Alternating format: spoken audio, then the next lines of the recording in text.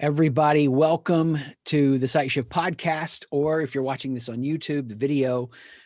It's been a bit before I've actually done since I've done an episode where I have a guest with me. I do envision a new format coming for the podcast and how I structure that because we've got so much we're changing with SightShift as a whole. But as we're in this in-between moment, I'm so excited to welcome back Bret Burchard to the podcast. So glad you're here, buddy. We've had a lot happen since you last were on the show. So much happened, man. I don't even remember the last time I was on the show, but so many conversations with you and new resources and new content coming out. So excited to be back on and share. Woo.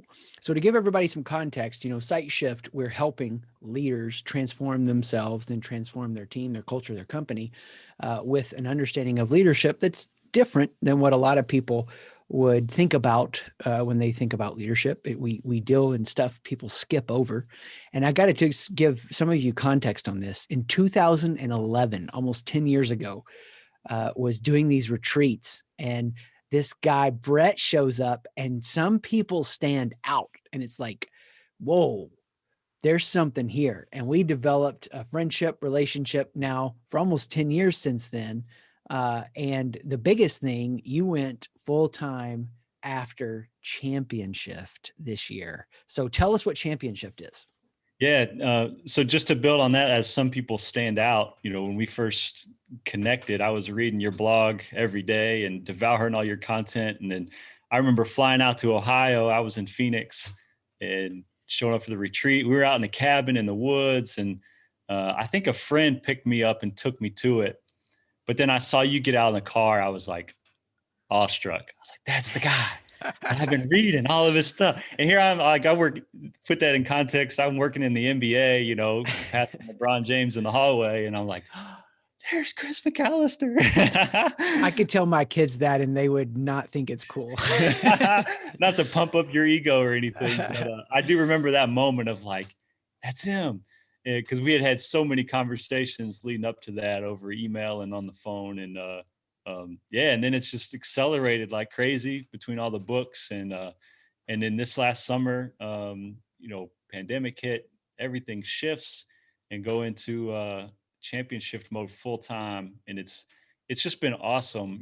I feel like the content and the teaching and my embodiment of it was already at a certain level, and then to just swim in it every single day with no other distractions, you just see how much more I've advanced in it. And then also it can advance. The horizons just keep growing. So it's been a really cool 9 months to dive into it 100%.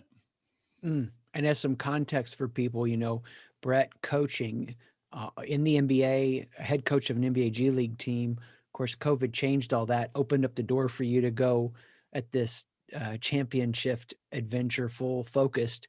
What is Champion Shift and who is it for? Sure. Champion Shift is mindset coaching for competitive people. We focus highly on athletes and coaches. Just that's the world that I've lived in my whole life, really. But what we found is, people reading the book or diving into some of the content, their response is, this isn't just for athletes. This is really applicable in my business or at home with my family. And so it's resonating with a lot of people. And I think the ones who found it really helpful are the ones who are competitive, ambitious, and striving to be something great, to make a big impact, but also want to enjoy their life at the same time. Mm-hmm. I love it. I love it. One of the things I'm excited to tell people about is something that you worked hard on this summer and so fun to share. Before I do, because 2020 has been, so hard for so many people. I want to say a statement and then let you just react to it.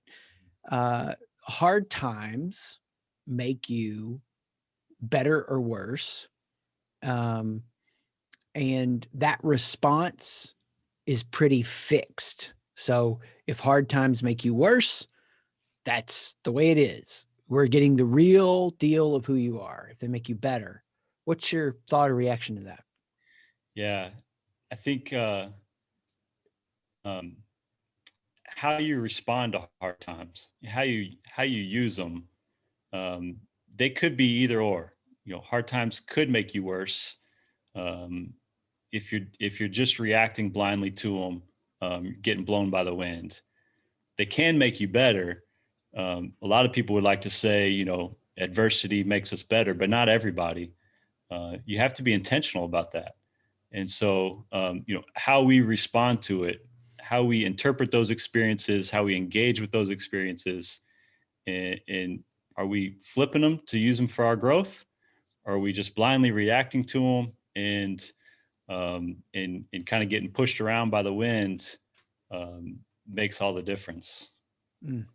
You know, hearing you say that, we did a couple of events this summer online for people. We should have put those on the podcast. Maybe we still can, because you gave so much out that was great in those, and it's taking me back to that as you say that.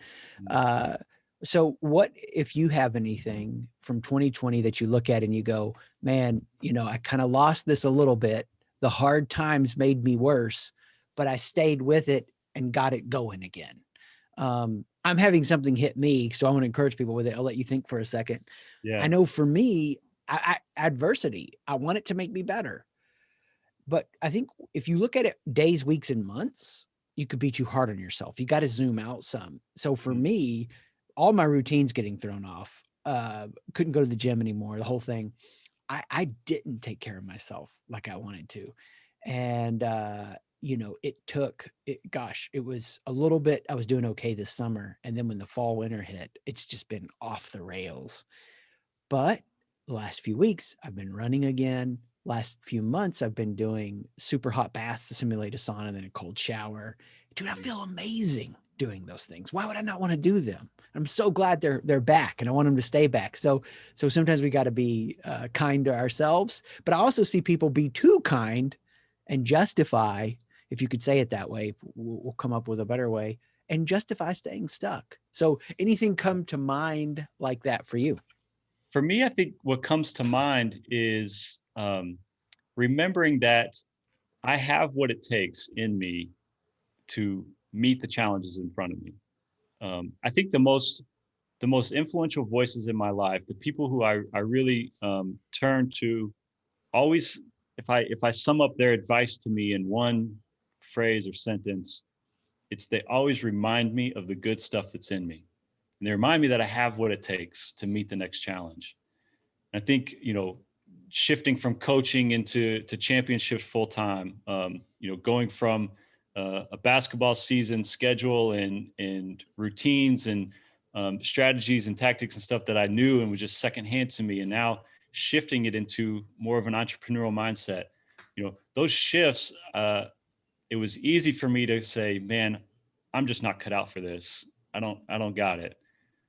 Even when we had days where we were winning, all right, this is going to work. I can do it. We had days when we're losing, and I feel like I don't got what it takes.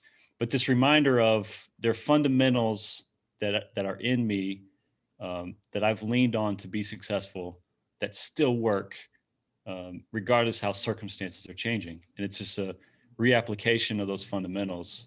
So I think that's what emerged for me over the last kind of 9 months, and in the adversity of pandemic and job changes and stuff, was you have what it takes. Now it's just seeing clearly in the midst of all the chaos to lean on the stuff that works and does well, and the truth you can hold on to. Yeah. Yeah. I love that. I mean, if you know that you've got what it takes, even if you don't feel like you do, but you learn to relax into that and receive it, you start finding new ways to do things, Yeah. new ways to be resourceful, new ways to structure it. And I want to circle back around to, I don't think you can be too kind to yourself. I would say it this way. I want to be extravagantly kind to myself in regards to my identity, Mm. but I want to be applying to myself the highest standards in regards to the execution of my mission, and the roles I fulfill, and then how I am in relationships. So Yeah. every time I feel insecure or I struggle, I want to look at the growth that I can get out of that. But I'm not going to beat myself up or shame myself for it. And so it's a year of reinvention. If you would have told me a year ago, hey, Chris, you're not going to go to the sauna for a year because that's my everyday jam, I would be like, that's crazy. There's no way. Why? Had no context for it. And then I had the idea. I was like, okay, well, I want to get one at the house. Until I do, I've got this like daily ritual now, get the super hot bath and you get this intense expression. And it's what helps me. I'm weird. Yeah, and what you're doing is you're kind of reducing down, okay, what is it about the sauna that really helps me, or what's the feeling I get from it? And then okay, I don't have the actual sauna, but here's a way I can still draw out that goodness in me, that self-care, or that triggering of the positive mindset, or the resilient mindset, whatever it's serving you for. So it's kind of reducing it down to what are the benefits, what's the value here, and then how can I still extract that in another way since circumstances have changed. Yeah, it makes me laugh to think about this because I'll do that, then I'll do the cold shower. It's just freezing cold water here right now in Central Ohio, and then I'm sitting down on the floor, towels wrapped around me, and then I start doing my breathing exercises, and they're insane and dramatic, and it's my own kind of combination of things I've made up. And then my wife walks in and as if she didn't know she was already married to somebody crazy. But it's all this attempt to be at my best in regards to my mind. And that takes me back to, you called, this was like a year and a half ago, 2 years ago, I forget when, but for sure we haven't shared this on the podcast. And you had so much excitement and I loved it because you were like, I got it. I know what we do, Chris. It's like Steve Martin, the jerk, I found my purpose, my social purpose. It's mindset training. And dude, that was so on point. It lit me up so much. I get chills saying it now. And the path that took us down to get where we are now, I'm going to hold this up on video, but I'll say it to the audio. I'm holding the first book so Bret and I, for context, have done a number of books where I'm the main author and he's supporting, but this is his baby, Catching Confetti, Developing the Mindset of a Champion. So that one comment led to our back and forth on the mindsets, and it's here, man. It's here. I think just cleaning out my closets last spring, I found like the original notepad from the hotel I was staying in, watching a documentary at like 2 a.m. because I couldn't sleep. And the moment the light bulb goes off, and the original wording of the mindsets, and thankfully we did some revisions. It's so much better now, but it's been an awesome journey, and just a light bulb for me of like where transformation starts. So we make so much effort into changing our tools, trying to grow new skills, putting new disciplines or structures in our life. And it really does start, all those things are helpful and they make a difference. But without addressing the mindset and the mind as it relates to all that, you're not going to get as far as you can. And so it's cool. It's really opened a lot for me. Well, it's making me think, even as we do longer and bigger engagements with companies where we're not, and I don't say this just like to demean it, coaching the founder, the owner, the executive team, amazing and beautiful. But as we've added other pieces that we can assess and measure, which I got exciting stuff to share on that soon, and assist in, developing the whole approach. So this multi-year journey to build all these leaders, everything still comes back to mindset.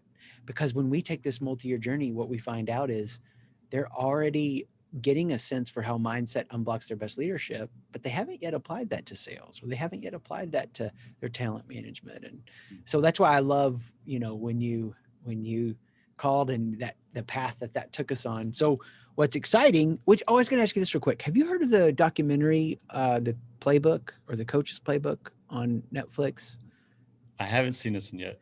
Okay. So somebody just mentioned it to me yesterday, and I didn't get a chance to watch it, but I looked for it. So I'm sure it will be awesome. I know that we jammed on the Jordan one, even though I didn't get to watch it. You were sharing some of it. Yeah. And then, of course, the greatest sports resource ever other than catching confetti. Do you know what I'm going to say? I'm not sure. Oh, that's okay. Ted Lasso. Oh, of Oh, course. Ted Lasso. Uh, so I watched so many. I was thinking of The Greatness Code on Apple TV Plus, which is yeah, fantastic. But Ted it's Lasso good. is definitely the best. It's now become required consumption for anyone who goes through the Catch Confetti program. Yeah, fantastic, fantastic show. Dude, I got to write it down because I need to share that with SightShift in the email list because it's the second greatest sports resource that exists other than catching confetti. And then whatever we do next, it'll bump Ted Lasso down.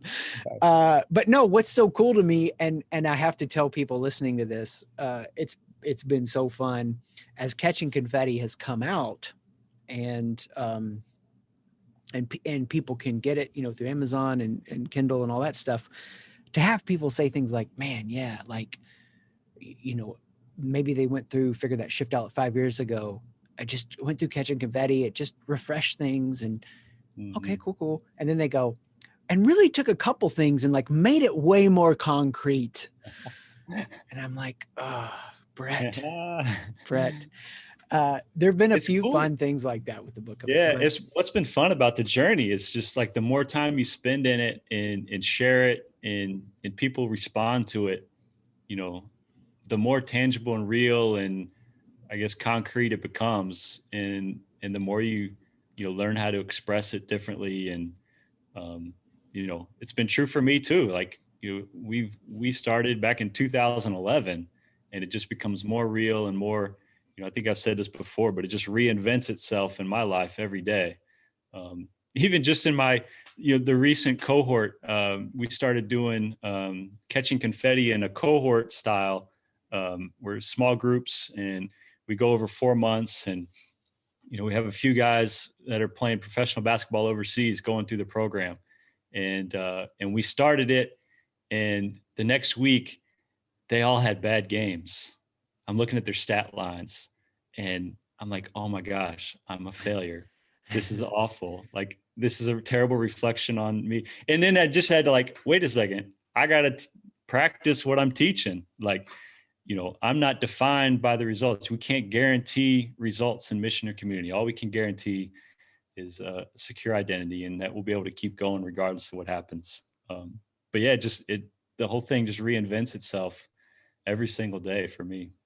Dude, I love you saying that, because for me, I've seen this happen with businesses. When we take a 4 or 5 year journey, we want to get to that point where oftentimes there's goals that have to be hit, like, and sometimes it's substantial. We want 30% growth or whatever.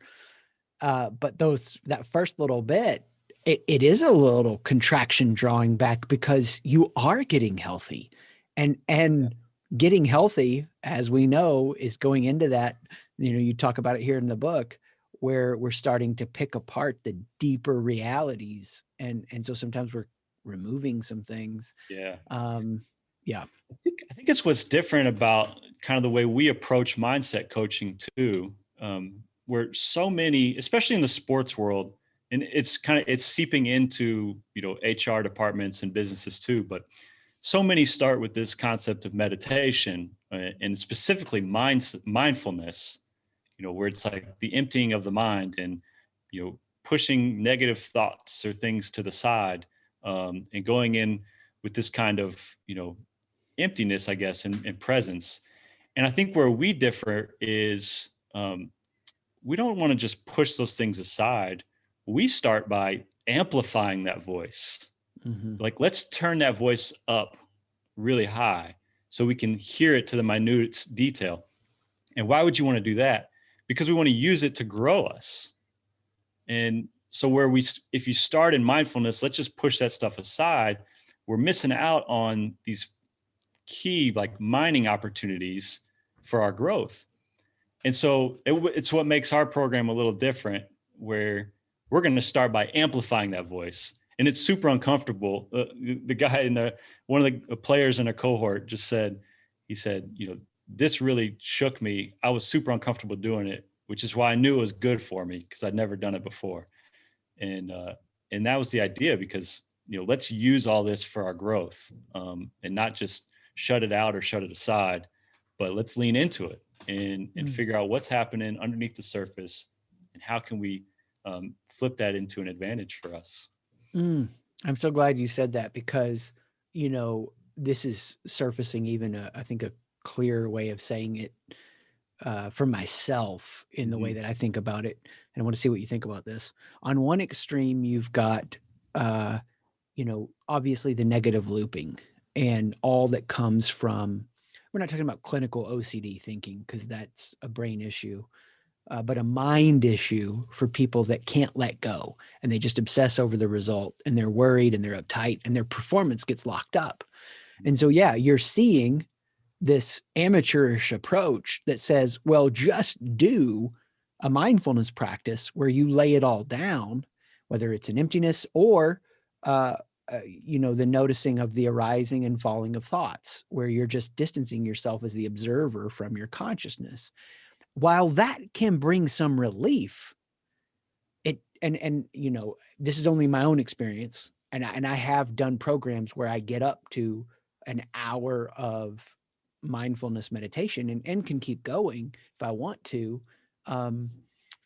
What it doesn't bring is what you're saying, that mindset upgrade, because here's the thing. I don't want to ruminate on this thought so much that it steals from me and locks me up, especially in sports performance.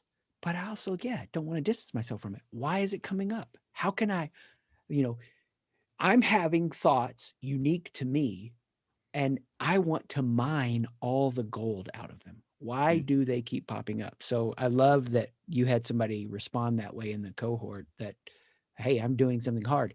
And I think the misunderstanding that people could have to that is, oh, you shame yourself, you beat yourself up. I bet that's what they do. No. What would you say to that? Yeah, not at all. It's not beating ourselves up. It's not feeling more bad about who we are. It's learning more about what's happening to us, how we're interpreting that through the narrative in our head, and then flipping that stuff where we can use it for our advantage. We can let it pass through us, but then also use it for our advantage and help us grow. Man, I'll tell you, I've had, and I've loved it, more time around my family than years with, the current world we live in and the arrangement. The challenge has been this: a more precise way of interacting, right? I can be such a stupid dude so many times. And I have 3 daughters, 15, 16, 18, my wife. We've been married 20 years. And dude, I'm getting real on the court feedback. Like, oh, well, that didn't work. Oh, that delivered that response. Oh, it's the closest thing I think I can have to your world with basketball, because it's fast, it's real time, and I'm experiencing the pain of the missed shots. And it's been a really powerful experience for me this last year to embrace even deeper. Every time I didn't get the result I want, I don't have to feel bad about who I am. And I can do that. Instead, I want to pay attention to the execution, the mission, how I could have said it different. And, oh man, we'll see what happens. When I'm around people a lot, I'm either totally ruined now or more attuned. Yeah. We'll find out. It's just reminding, it's bringing to mind for me, kind of like the themes that I've been moving on this year, like confidence, resilience, and humility. This idea of like showing up confidently, courageously, assertively. Step in 2 feet. I'm gonna go all in with my dad jokes with my daughters. And it's gonna change the world. Like, let's go for it. The humility that says, I may not be right, so let me pay attention and learn. And the resilience that says, I'm going to keep going. So I'm going to show up, I'm going to learn, and I'm going to keep going regardless of what happens. Dude, we're not worthy, man. You just took 3 beautiful things the world needs, things that I know you've been working a ton on in the sports world, and then you connected it to my world. It made me feel known. That was some masterful communication there. It was inspiring. I got to learn from the best. I got to keep being resilient. Super cool. Your daughters will hate me for giving you encouragement to keep going with it. They will, because I definitely get all the mileage I can. We'll say that. Tell me right now what you see is the greatest unknown, hidden challenge or burden the coaches or athletes you work with that like the rest of the world just can't appreciate. They look at what they do and it looks fun or sexy, or they don't face the stress that I do. What do you see that they face that others don't? Yeah, I think players, especially players, get paid so much money, and it just feels like you know just an unbalanced amount of money for the type of work they do, and the players get bashed for that. Like, you get paid millions of dollars, just do this. But there's a real human component to what they're doing, and most of them, I would say, most of them are not motivated by the money. They don't do it because of the money. Um, and I think the human component of, you know, a just the logistics of the world in professional athletics, with the traveling around and the nomadic lifestyle, but B, putting yourself out there every single day, on a world stage. I think that's been a huge difference for me, going from coaching to now doing championships full time. Is when you're in that world, you're getting feedback like 3 or 4 times a week, where most of us in a business world, I'm going to get a monthly meeting with my boss, or an annual review about my performance. And in the sports world, say the NBA, who's playing 3 to 4 games a week, like, you're winning and losing 3 to 4 times a week. You're a success or a failure 3 to 4 times a week. And the emotional highs and lows and roller coaster and navigating that experience is super intense. I always think that what you go through in a sports season, what you go through in 1 week, maybe 2 weeks, is equivalent to what a business goes through in probably a year, just with the highs and lows and the roller coasters and the adjustments and the changes, and how much and how quickly and intensely things can change in an instant. And I think that's probably what gets missed the most, is not everyone understands the pressure of performing on a big stage, but to do it 3-4 times a week, the feedback and all that changes in those intense environments, how quickly it happens can be mind-boggling. Yeah, man, that's awesome context to get an awareness of all the lived experience that's happening. And I think, and I, this is my experience, open to hear differently. I think the comparison actually with a lot of corporate business experience, where it's in a larger company and it's a very specific niche role, you don't have as much variance. I would say with entrepreneurs, and I think this from leading championship, because you've now, done this full time, how much lived experience has happened, right? Yeah. In that, I think entrepreneurs and leadership positions, C-suite leadership positions in publicly traded companies, some of the work we've done with publicly traded companies, the stock price and all the insanity around that. Yeah. But man, like that, I think or surfaces something to me that is huge about life. Like, why would I want to have an experience that is years and decades on repeat? Mm. I want that experience.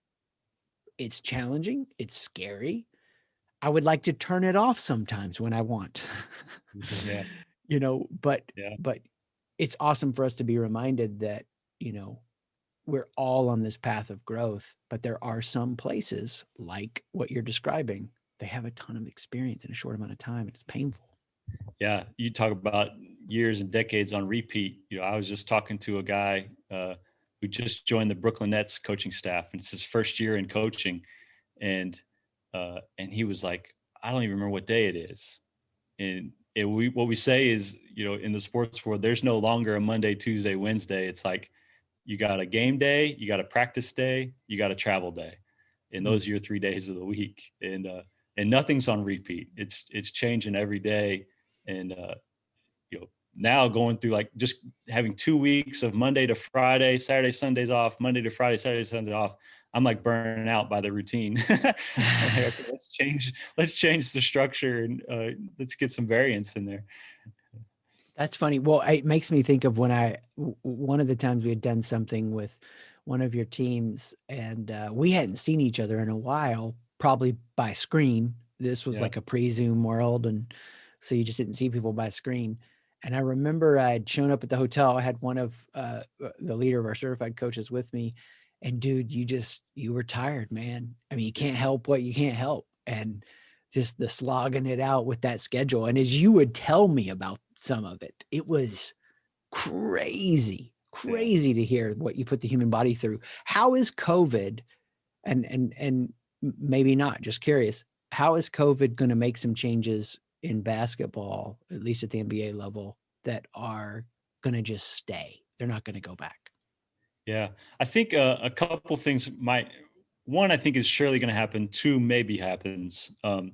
One, for COVID, for everybody, it made us figure out, okay, what's essential, so to speak. And we start cutting back stuff that's not necessarily essential. And I think, NBA, pro sports in general are starting to realize, okay, what travel is essential, and what kind of, workload expectations, are just not necessary anymore. And so they're going to cut back in that.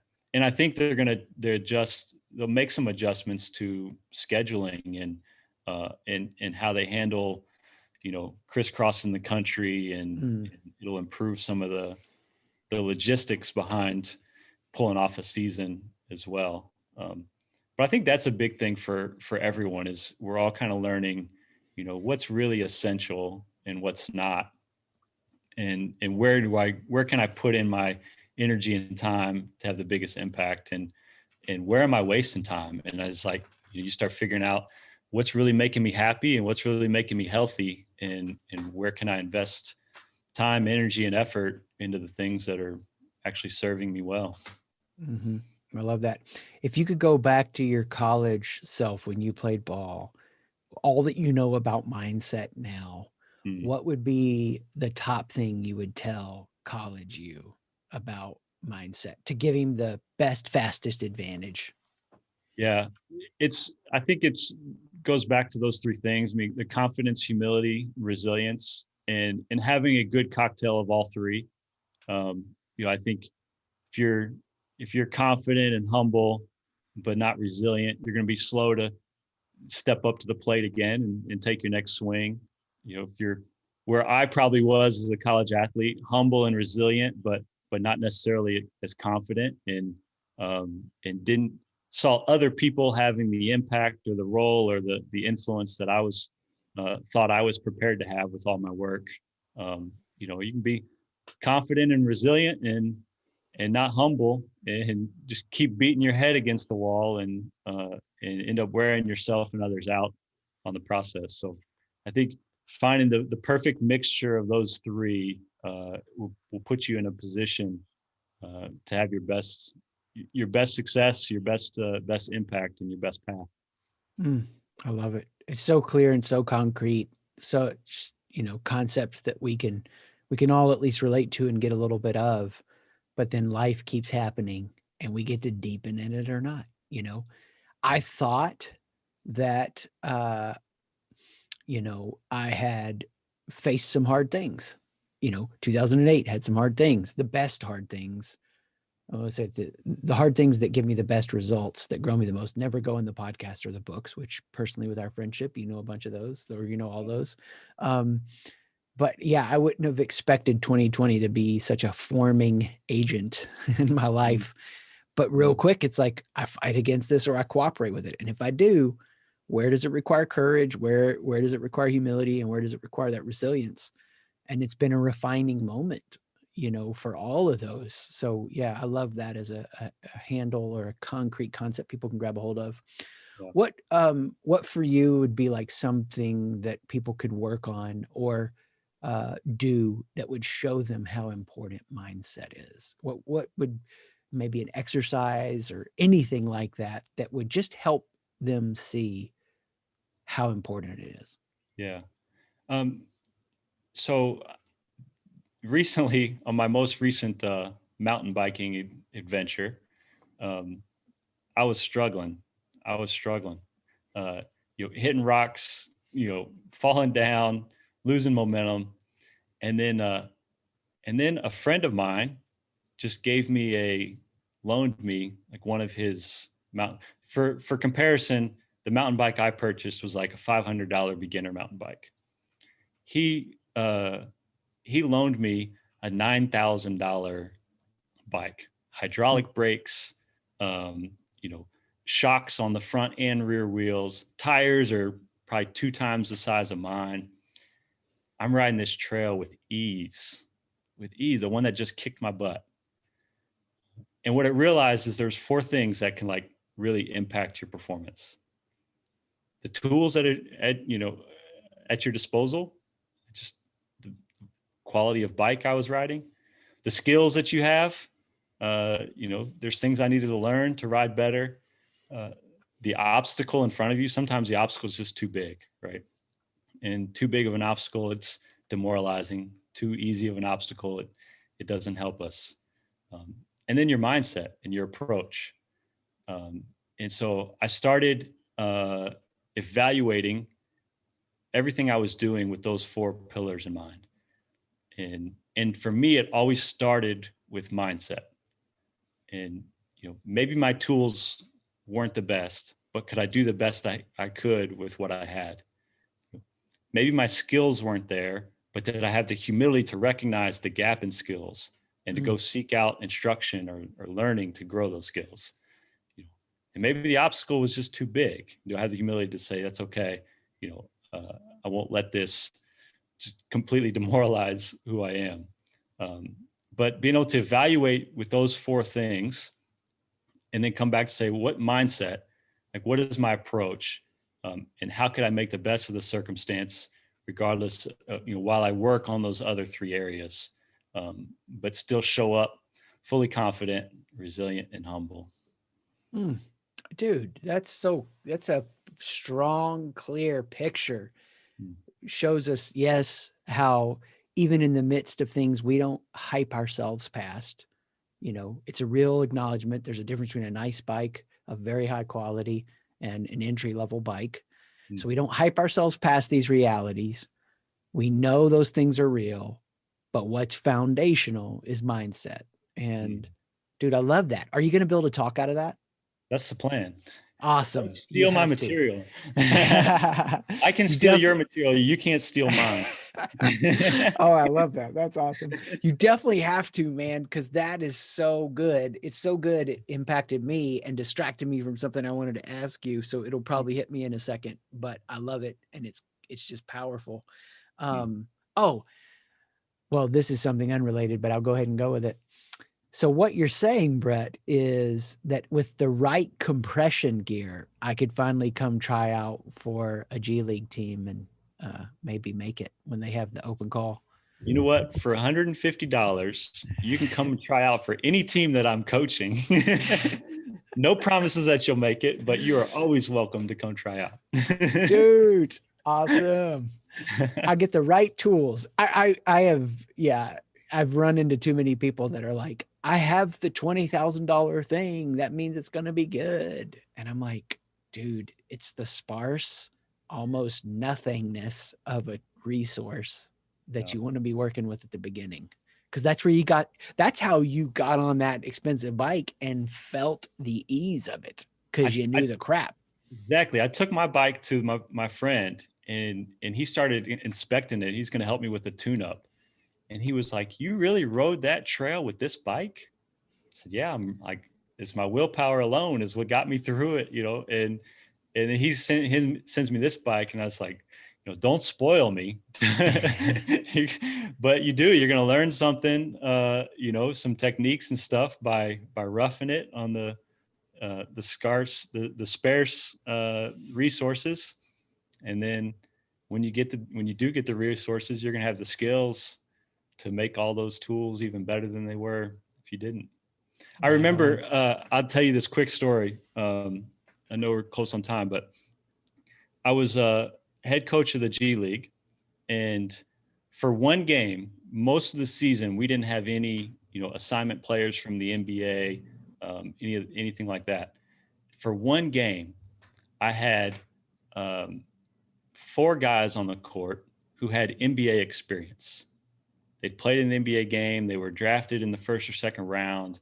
And I'm standing up at half court watching these guys go up and down, back and forth, getting steals, finishing in transition, reading pick and rolls, changing plays to pick apart matchups. And we're cruising. And for an instant, I'm thinking, man, this coaching thing is pretty easy. If I had that for my entire 2 years as a head coach in the G League, I would have thought I was a pretty darn good coach, and I wouldn't have gotten any better. I didn't have that and was in a situation where we had to fight and claw and prepare and practice just to score one basket. And knowing how much better of a coach I became having to do that with those kind of resources, it just sets you up for a different level of performance and success.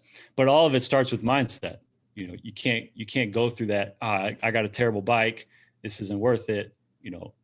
It's a mindset of approach of I'm going to do the best I can with what I got and grow the skills necessary to maximize my performance, and then see who I become when I do finally get those resources and grow those skills.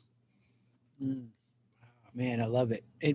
Practice in the dark, deepen the vision before the light gets turned on. Dude, thank you for going into that even more, because it was inspiring me. It's like, at every level, we were talking about this in a meeting we had this week. The decades can be defined by learnings. And when I said that out loud, and I was realizing I'm at the beginning of another decade of learning, it like reinvigorated me that, there's things I'm having to be scrappy with, that when the resources are there at another level, I'll be that much more impactful with them. If people, they're hearing this, they want to get more, best place for them to go. Yeah. Our website, championshift.com.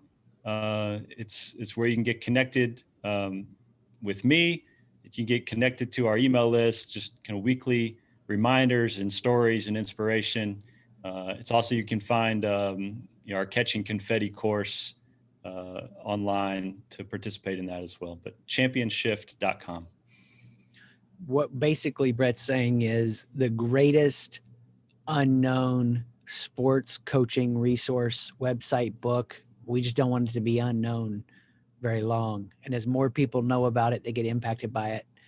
We need them to not review the book on Amazon more than the books that I'm the lead author on. We need to keep the pacing so that contest will never get out, skewed. Too much fun, buddy. Thanks for being here on the SightShift podcast. And what a treat. Super, super fun. Can't wait for people to hear it. Yeah, always a pleasure to hang out with you and swap ideas and challenge each other to keep growing. So looking forward to it again. Awesome. Peace out, everybody.